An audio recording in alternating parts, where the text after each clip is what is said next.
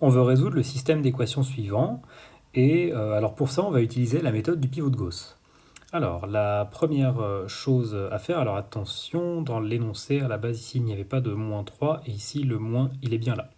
Alors, première chose à faire, eh bien, c'est qu'on va vouloir éliminer les x sur la ligne 2, sur la ligne 1 et sur la ligne 2 et la ligne 3.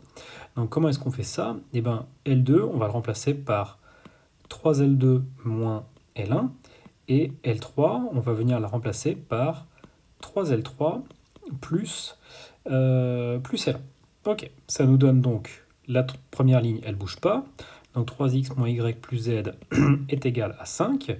La deuxième ligne, eh ben, les x s'en vont, donc je ne vais pas m'amuser à les réécrire. Oula, elle n'est pas très belle cette accolade.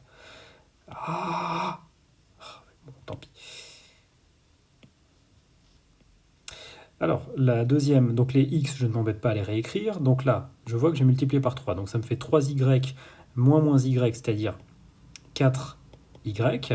Et pour les z, j'ai donc moins 3z moins z, ça me fait donc moins 4z qui est égal à 2. Et alors pour ma troisième ligne, je vais donc avoir, je vais multiplier L3 par 3, donc je vais avoir 6y moins y, 6 moins 1, ça me fait donc 5y. Et au niveau des z, je vais donc en avoir 3z plus z, c'est-à-dire plus 4z, qui est égal à combien Qui est égal à combien, à combien, à combien? J'ai pas fait une erreur ici. Si, bien sûr que si, j'ai fait une erreur.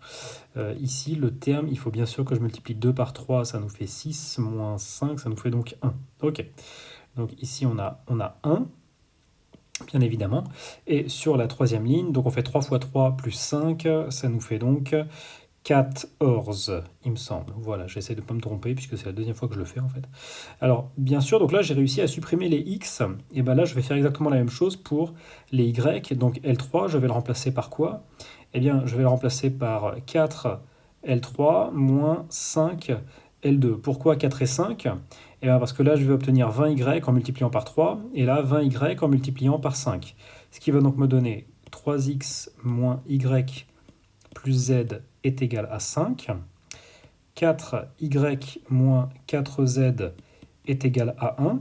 Donc les y, bah, en fait, j'ai déjà fait en sorte de ne plus les avoir dans la troisième ligne, donc je ne les réécris même pas, je ne me force pas. Alors maintenant, au niveau des z, j'essaie de ne pas me tromper. 4 fois 4, ça me fait 16, plus 5 fois 20, alors là, j'ai 36z. Ça fait beaucoup, mais c'est comme ça. 36z qui est égal à combien? Alors 4 fois 14, ça doit nous faire 56. Et 56 moins 5, ça nous fait donc 51. Ok, et en fait, ce qu'il faut bien comprendre, c'est qu'une fois que vous êtes ici, alors n'oubliez pas de mettre des équivalences là dans votre système, et ben en fait, ici, c'est terminé. Pourquoi c'est terminé? Parce que ce système, il est équivalent à quoi? Bah, z, vous allez déjà écrire que c'est 51 sur 36. Ici, il y a une division par 3 qui est évidente. Ça vous fait donc, si je dis pas de bêtises, 17 sur 12.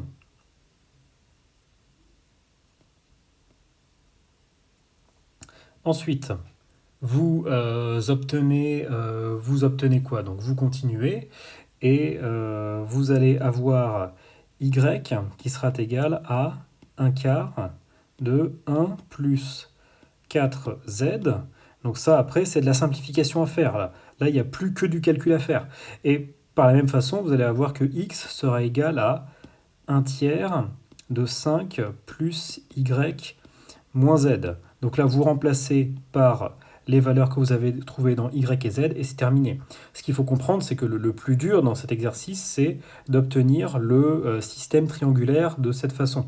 Une fois que vous avez votre système triangulaire, l'exercice, il est terminé. Voilà, j'espère que c'est plus clair.